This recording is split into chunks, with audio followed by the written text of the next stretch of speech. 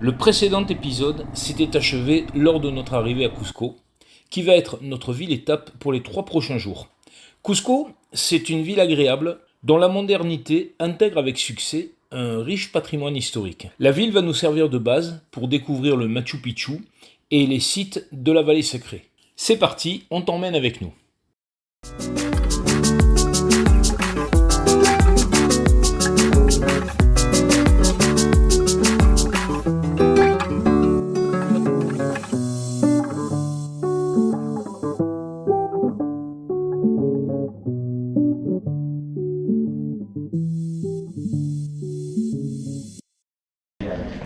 Et voilà, aujourd'hui, nouvelle journée à Cusco qu'on va visiter à pied.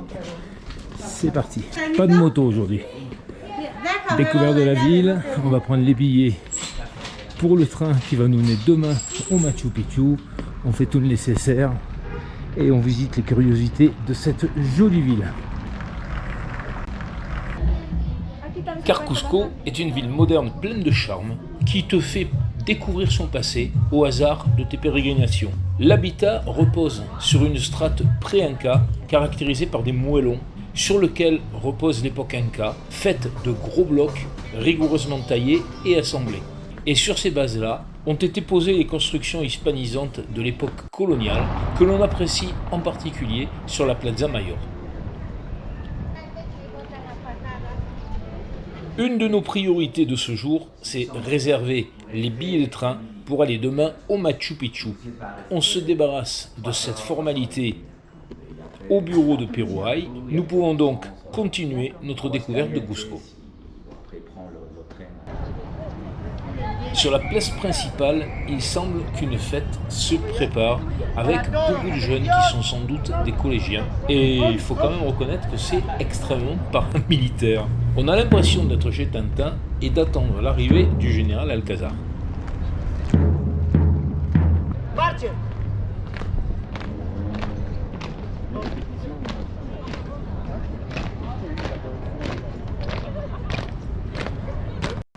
Nous allons terminer la matinée par une visite culturelle de premier plan. C'est le monastère de Santo Domingo. C'est un lieu qui est particulièrement riche et intéressant et clairement on n'est pas hispanophone. Donc je pense qu'on passe à côté de pas mal de choses. Mais c'est néanmoins super de découvrir le cloître qui est magnifique et les décorations des plafonds ainsi que les très riches collections iconographiques et d'objets de culte. Et donc nous allons y passer finalement près de 2 heures. Pour l'après-midi, on opère un retour à la vie moderne et vous constaterez d'ailleurs le changement de météo. Ce matin, on avait un beau ciel bleu et là, on est passé à un régime d'averse. Nous mettons le cap sur le marché central San Pedro qui en plus a l'avantage d'être couvert. San Pedro, c'est une immense halle abritée dans laquelle on trouve absolument tout. Nous, évidemment, on s'intéresse tout particulièrement aux produits locaux, en particulier les fruits et les épices, et nous en achetons pour en ramener en France. Et là, comme il pleut toujours, et même plus qu'avant, quand nous sortons, eh bien nous décidons de rentrer nous reposer, parce que demain nous attend une bien rude journée. Et voilà, journée vers le Machu Picchu. 5h20 à la gare, on attend d'entrer. On va prendre un bus pour commencer. Je sens que ça va être une journée fatigante. Allez, 3 quarts d'heure de bus avant de prendre le train pour le Machu Picchu. Nous voilà donc enfin sortis du bus et nous nous apprêtons à prendre le train.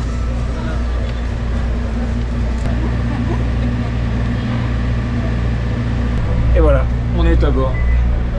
On a monté tous les passeports et on est à bord du Vistadome pour partir voir le Machu Picchu.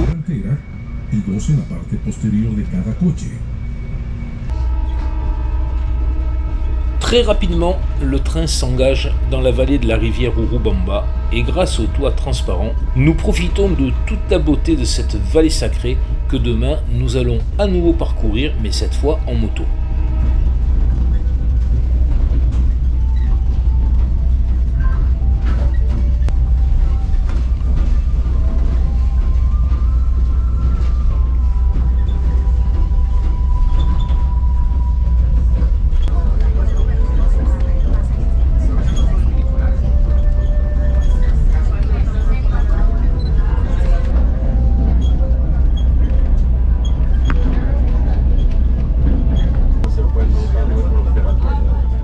Ce chemin que nous apercevons en face, après la passerelle sur le rio Urubamba, c'est le début d'une des pistes qui permet de rejoindre à pied le Machu Picchu après un trek de plusieurs jours. Assis dans le train, moi je dis chapeau.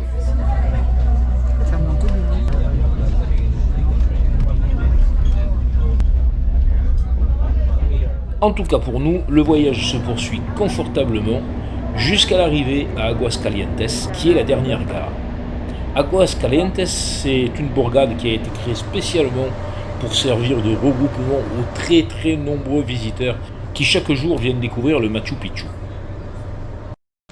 Et le Machu Picchu, eh bien c'est là que nous nous retrouvons, sous une pluie battante, comme tu vas très vite le voir. C'est carrément pas de bol. Mon objectif, c'est pas de te faire une visite détaillée et historique de ce site Inca, c'est te donner par contre un aperçu de l'immensité du site, qui accueille chaque jour à peu près 7000 visiteurs quotidiens. Regardez, le temple du soleil, il est petit là, hein. C'est ce petit bâtiment rond. Mais par contre, là, entre les terres, il y a ça. Ils vont dire qu'il y a 7000 personnes ici par jour. Non, il doit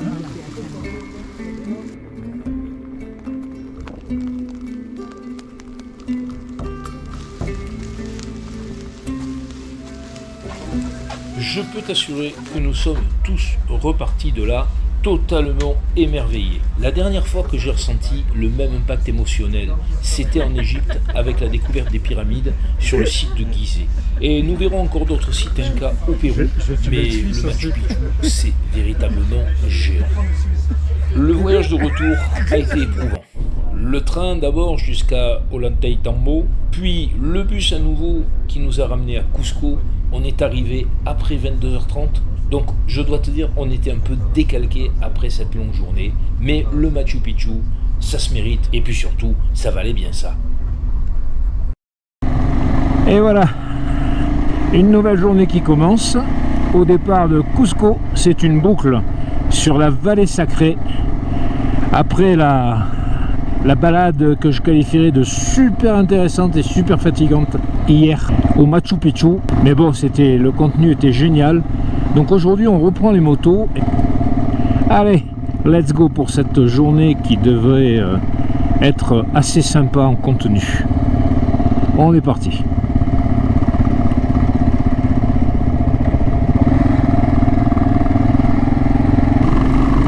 On s'élève dans une forêt d'eucalyptus. C'est vachement joli, c'est un parc archéologique en fait.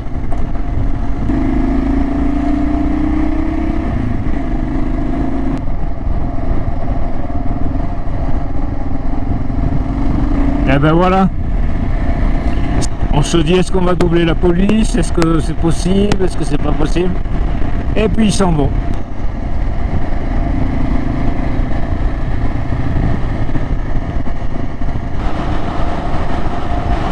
Et voilà, là on descend sur la vallée sacrée, on va au site de Pisac.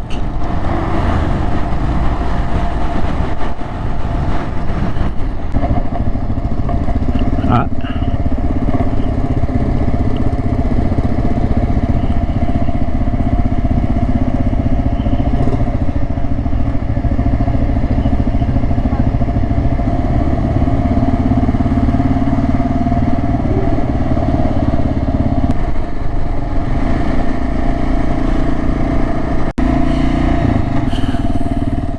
Le site archéologique de Pisac est en altitude par rapport à la ville moderne, et bien que ce soit un haut lieu Inca très largement fréquenté par les touristes, la voie d'accès, comme on peut le voir, s'apparente plutôt à une piste.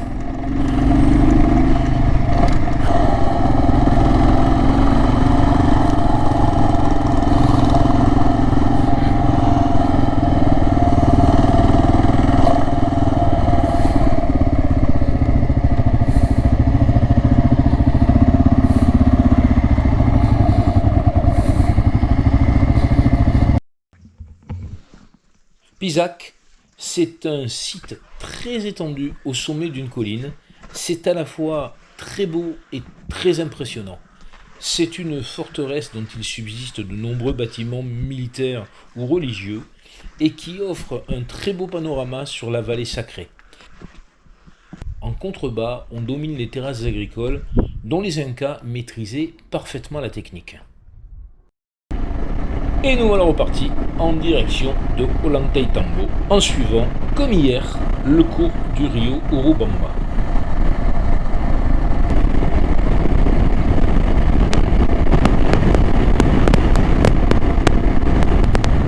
Les bulles là qu'on voit accrochées au relief, c'est le Sky Lodge Adventure. C'est un resort auquel on accède par une via ferrata et dont on revient par une série de tyroliennes. Donc après l'archéologie et l'époque Inca, eh bien voici un exemple du tourisme et du Pérou moderne.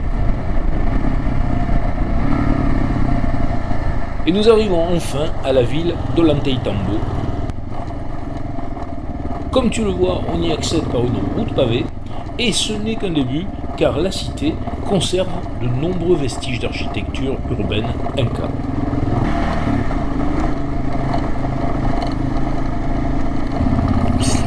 C'est trop géant cette route. Un truc de ouf. Enfin cette route. C'est pas une route d'ailleurs.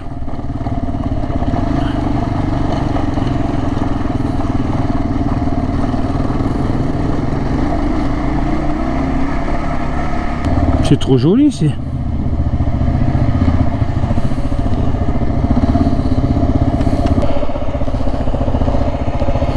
Mais...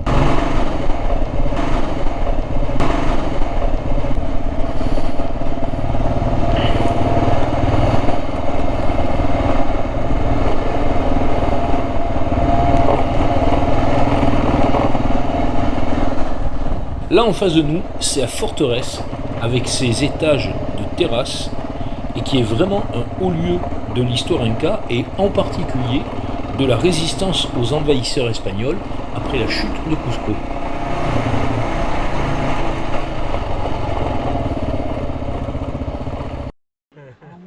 La forteresse est vraiment très impressionnante et ça vaut vraiment le coup de gravir les quelques centaines de marches pour profiter de la vue sur la ville et sur la vallée sacrée.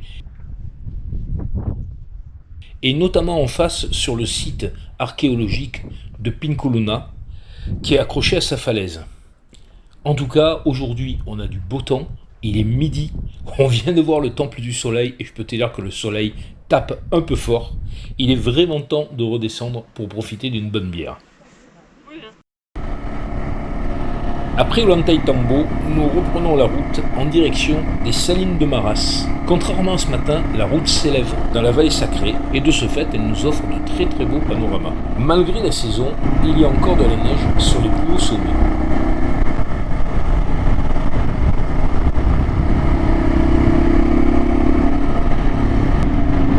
La route se transforme rapidement en piste roulante et ajoute de l'agrément à la beauté des paysages.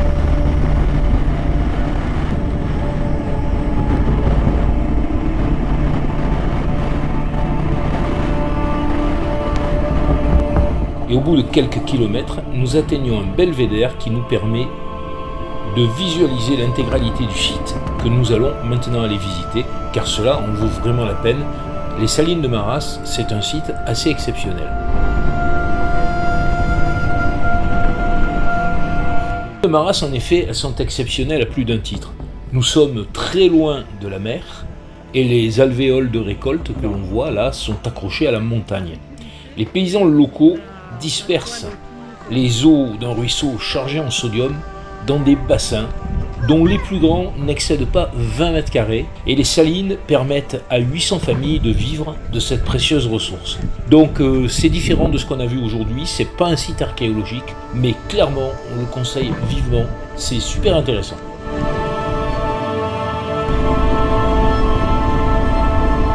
On est donc reparti de Maras après la visite et comme vous le voyez, on a profité de la magnifique luminosité de cette fin d'après-midi sur la campagne, où les éleveurs commençaient à rentrer leur bétail.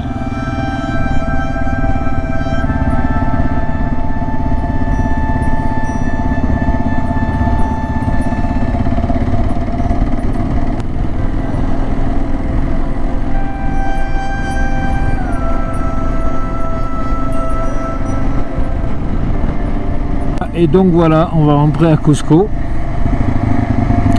Et la nuit tombe vite au Pérou, donc il fait nuit.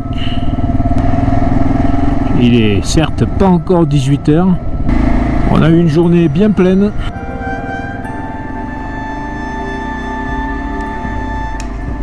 Eh bien j'espère que cette vidéo, avec un peu moins de roulage que d'habitude, mais beaucoup de visites, vous aura plu. Si c'est le cas, n'hésitez pas à mettre un pouce bleu, à vous abonner également. Je vous dis à la prochaine pour reprendre le voyage. Vous verrez que la suite est super sympa.